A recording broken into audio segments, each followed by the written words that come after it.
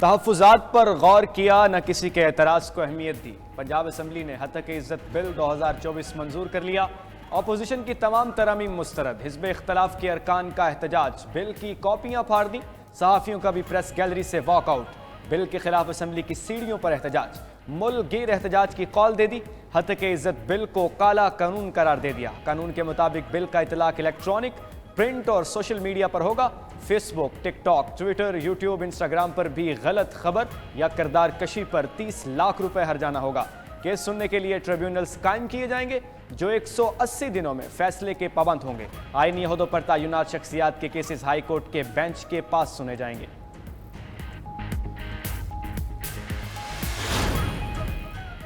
Council Pakistan news papers editors نے Punjab assembly سے منظور ہتک عزت بل مسترد کر دیا۔ سی پی این ای کے مطابق یہ کالا قانون اور صحافت پر بہت بڑا حملہ ہے۔ انتہائی اجرت نے منظور کردہ بل میں نہ صرف متوازی عدالتی نظام قائم کیا جا رہا ہے بلکہ خود ساختہ ٹرائبیونل کو 30 لاکھ روپے سے 3 کروڑ روپے تک جرمانہ عائد کرنے کا اختیار بھی دیا جا رہا ہے۔ سی پی این ای ایسے کالے قانون کو کسی صورت قبول نہیں کرے گی۔ اس کے خلاف دیگر صحافتی تنظیموں سے مل کر احتجاج کیا جائے گا۔ الیکٹرانک کرائم ایکٹ 2016 میں ترمیم، وزیر اعظم شہباز شریف نے کمیٹی تشکیل دے دی۔ پی کے ایکٹ میں ترمیم کے لیے 8 رکنی کمیٹی کا نوٹیفیکیشن بھی جاری۔ وزیر اعظم کے مشیر رانا ثناء اللہ کمیٹی کے چیئرمین مقرر۔ اعظم نذیر تارڑ، عطا اللہ تارڑ، خالد مقبول صدیقی، شیزہ فاطمہ کمیٹی میں شامل۔ خالد حسین بگسی، شیری رحمان اور اٹارنی جنرل بھی کمیٹی کے ممبران ہوں گے۔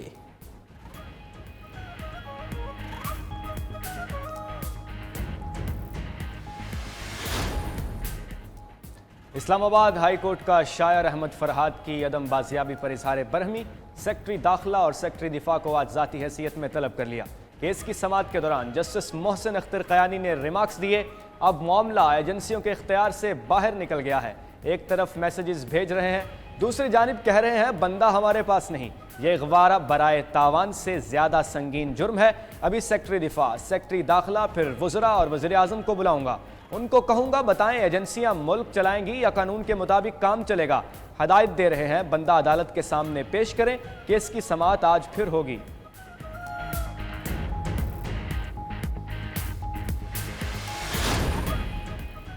افواج یا کابینہ کے لوگوں کو بلانا عدالت کا مینڈیٹ نہیں۔ یہ کہنا کہ کابینہ اجلاس یہاں کراؤں گا پارلیمنٹ کی اہمیت کو کم کرنا ہے۔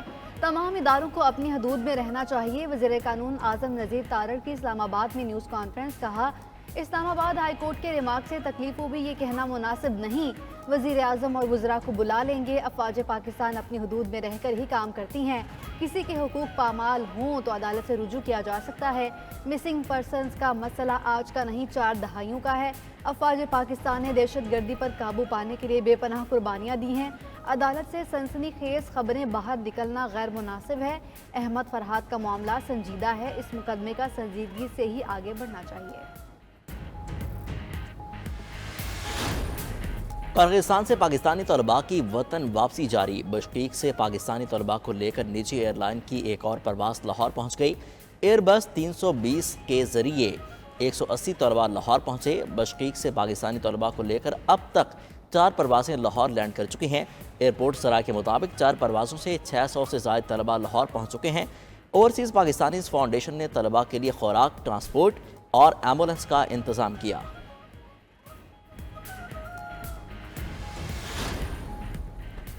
نائب وزیر اعظم اسحاق ڈار کی آستانہ میں قرغیزستان کے وزیر خارجہ سے ملاقات۔ بشکیک کی صورتحال اور پاکستانی شہریوں کی فلاح و بہبود پر تبادلہ خیال کیا گیا۔ اسحاق ڈار نے کہا پاکستان کو اپنے شہریوں کی سلامتی سے متعلق تشویش ہے۔ قرغیز وزیر خارجہ نے کہا فسادات کے مرتکب افراد کو قانون کے تحت سزا دی جائے گی۔ پاکستانی شہریوں کی حفاظت اور وطن واپسی کے لیے سہولت مہیا کرنے کی یقین دہانی بھی کرائی۔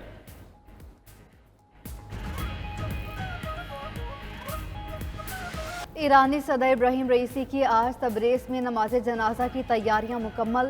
نماز جنازہ کے بعد میت کو تہران لے جایا جائے گا۔ آبائی شہر مشہد میں سپرد خاک کیا جائے گا۔ ایرانی صدر ابراہیم رئیسی ہیلی کاپٹر حادثے میں جاں بحق ہوئے۔ ایرانی وزیر خارجہ امیر عبدالحیان، گورنر مشرقی آذربائیجان ملک رحمتی، آیت اللہ خامنائی کے نمائندہ تبریز سید محمد علی آل ہاشم بھی حادثے میں جاں بحق۔ ابراہیم رئیسی کے محافظ ٹیم کے سربراہ سردار سید محمد موسوی، ہیلی کاپٹر کے پائلٹ کرنل سید طاہر مصطفی، سادی پائلٹ کرنل محسن دریانوش اور فلائٹ ٹیکنیشین میجر بہروز غادینی بھی حادثے کا شکار ہوئے۔ ایرانی میڈیا نے ہیلی کاپٹر حادثے کی وجہ شدید دھند اور بارش کو قرار دیا۔ ایرانی صدر کے ہیلی کاپٹر کو حادثہ پیش آیا یا سازش ہوئی؟ بڑے سانے کے بعد سوشل میڈیا پر مختلف سوالات گردش کرنے لگے۔ انتہائی خراب موسم میں ہیلی کاپٹر کی پرواز پر بھی سوالات اٹھنے لگے۔ ایرانی میڈیا کے مطابق ابراہیم رئیسی اور دیگر افراد کے جاں بحق ہونے پر تحقیقات کا آغاز کر دیا گیا۔ ایرانی چیف آف سٹاف نے حادثے کی وجوہات جاننے کے لیے اعلیٰ سطح کی تحقیقاتی کمیٹی تشکیل دے دی۔ تحقیقاتی کمیٹی میں فوجی افسران اور تکنیکی ماہرین بھی شامل۔ کمیٹی کا جائے حادثہ کا دورہ، شواہد کا جائزہ لیا۔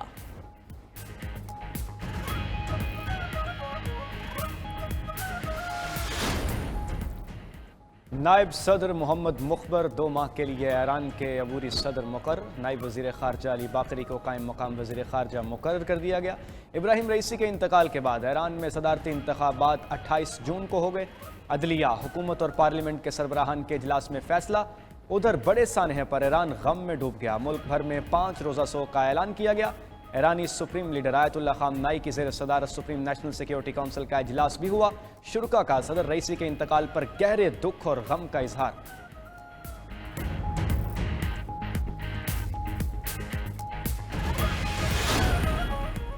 ایرانی صدر کے جاں بحق ہونے پر پاکستان میں آج بھی یوم سوگ۔ سرکاری عمارتوں پر قومی پرچم سرنگو رہے گا۔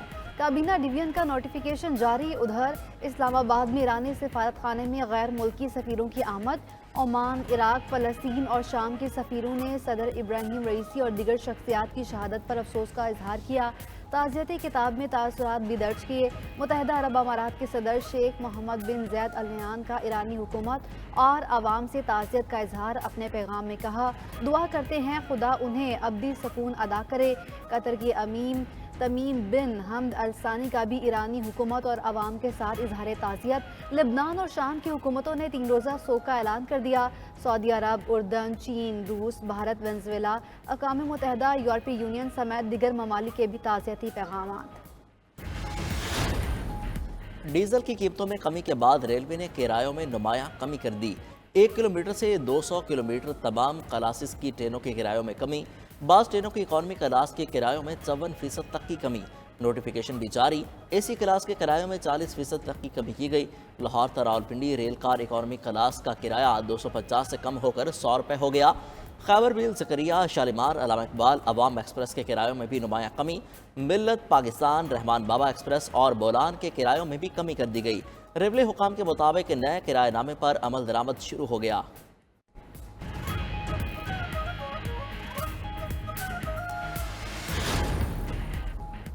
نیپرا نے کے الیکٹرک کے 5 سالہ پاور ایکوزیشن پروگرام کی منظوری دے دی۔ اعلامیے کے مطابق پاور ایکوزیشن پروگرام 2024 سے 2028 تک کے لیے ہے۔ پلان کراچی میں بجلی کی پائیدار فراہمی کے لیے اہم پیش رفت ہے۔ پلان میں قابل تجدید توانائی، نیشنل گرڈ سے بجلی کا حصول شامل ہے۔ منظور شدہ منصوبے کی خصوصیت قابل تجدید توانائی پر انحصار ہے۔ منصوبہ کراچی کے لیے توانائی کی فراہمی میں نمایاں کردار ادا کرے گا۔ سی ای او کے الیکٹرک کا نیپرا کے فیصلے کا خیر مقدم۔ کہتے ہیں آئندہ 5 سال کے لیے انہیں واضح روڈ میپ مل گیا۔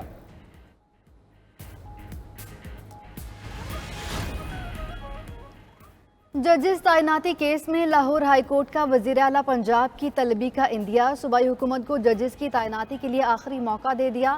لاہور ہائی کورٹ میں ATC 1 راولپنڈی سے کیسز دوسری عدالت میں منتقل کرنے سے متعلق درخواست پر سماعت۔ ایڈوکیٹ جنرل نے عدالت کو بتایا، حکومتی کمیٹی نے ججز تعیناتی کے معاملے پر وزیر اعلیٰ سے مشاورت کی ہے۔ چیف منسٹر نے کابینہ کے آئندہ اجلاس میں ججز تعیناتی کا معاملہ ایجنڈے پر رکھنے کا کہا ہے۔ اس پر چیف جسٹس ملک شہزاد احمد خان نے برہمی کا اظہار کرتے ہوئے ریمارکس دیے۔ آج حکومتی کمیٹی کے لوگ بھی نہیں آئے۔ یہ آپ لوگ عدالتوں کی عزت کرتے ہیں؟ اگر آئندہ سماعت تک ججز تعینات نہ ہوئے تو وزیر اعلیٰ پنجاب خود عدالت پیش ہوں۔ کیس کی مزید کارروائی 24 مئی تک ملتوی کر دی گئی۔ شیر افضل مروت اسحاق ڈار کے خلاف قانونی جنگ لڑنے پر آمادہ۔ اسلام آباد ہائی کورٹ میں اسحاق ڈار کی بطور ڈپٹی وزیر اعظم تعیناتی کے خلاف درخواست آج سماعت کے لیے مقرر۔ درخواست میں موقف اختیار کیا گیا کہ اسحاق ڈار پہلے ہی بطور وفاقی وزیر خارجہ کام کر رہے ہیں۔ آئین میں ایسی کوئی شک نہیں جو کابینہ ڈویژن کو ڈپٹی وزیر اعظم کی تعیناتی کا نوٹیفیکیشن جاری کرنے کی اجازت دے۔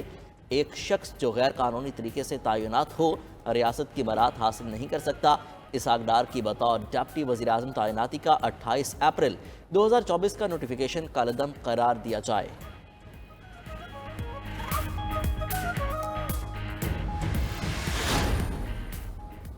وزیر اعلیٰ پنجاب کی Punjab forensic science agency headquarters آمد، ادارے کے کام کرنے کے طریقہ کار کا معائنہ کیا۔ وزیر اعلیٰ مریم نواز کا فورینزک ٹریننگ لیب کو یونیورسٹیوں سے منسلک کرنے کا حکم۔ نجی اور سرکاری یونیورسٹیوں میں فورینزک سائنس میں زیر تعلیم طلباء کی ٹریننگ اور انٹرنشپ کرائی جائے گی۔ ادھر وزیر اعلیٰ پنجاب نے لاہور کی مقامی مارکیٹ سے خود شاپنگ کی۔ شہریوں نے وزیر اعلیٰ کے ساتھ تصاویر بنوائیں۔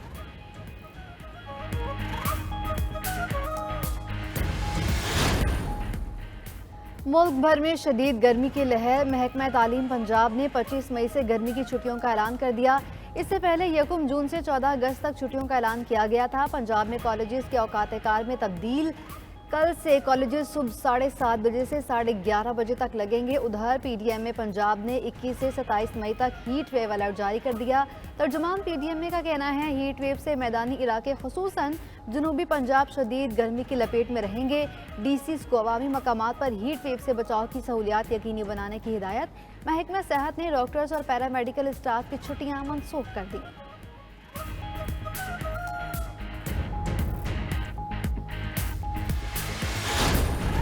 کراچی پر بھی ہیٹ ویو کا خطرہ منڈلانے لگا۔ شہر عقائد میں 9ویں اور 10ویں جماعت کے امتحانات ملتوی۔ متوقع ہیٹ ویو کے خطرے پر بلدیہ عظمیٰ کراچی نے انتظامات مکمل کر لیے۔ میئر کراچی مرزا وہاب کا کہنا ہے کہ کراچی کے اسپتالوں میں ہیٹ سٹروک وارڈ بنا دیے گئے ہیں۔ ایم کیو ایم پاکستان کا کراچی میں لوڈ شیڈنگ بڑھنے پر کے الیکٹرک کے خلاف احتجاج۔ سندھ اسمبلی میں صوبائی وزیر ناصر حسین شاہ نے کہا جن علاقوں میں ریکوری 80% سے زائد ہے وہاں لوڈ شیڈنگ نہیں ہوتی، کچھ علاقوں میں 10 سے 12 گھنٹے کی لوڈ شیڈنگ ہوتی ہے۔ دوسری طرف ملک میں بجلی کا شارٹ فال 5000 میگا واٹ سے بڑھ گیا۔ بجلی کی پیداوار 17650 میگا واٹ اور طلب 22830 میگا واٹ تک پہنچ چکی ہے۔